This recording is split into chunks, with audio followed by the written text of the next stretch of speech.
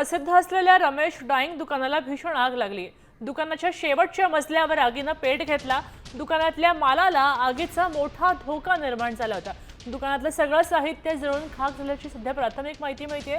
या ठिकाणी कोणतीही जीवितहानी झाल्याची अजूनही माहिती समोर आलेली नाहीये। आगीचं कारण सुद्धा अजूनही अस्पष्ट आहे।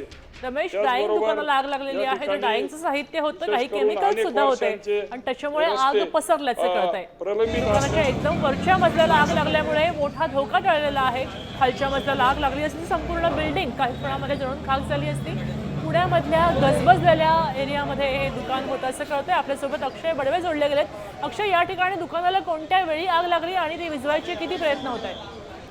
निश्चितपणे आपण बघू शकतो तर पुण्यातील रमेश ड्रॉइंग हे प्रसिद्ध असं हे दुकान आहे आणि पुण्यातल्या शनिवार जवळ हे दुकान आहे, ज्या ठिकाणी अगदी शाळेतल्या विद्यार्थ्यांचे जे लागणारे साहित्य आहे ज्यामध्ये रेनकोट पासून शाळेच्या बॅगा त्यासोबत इतर साहित्य जे आहे ते आगीमध्ये जळून खाक झाल्याची माहिती आहे।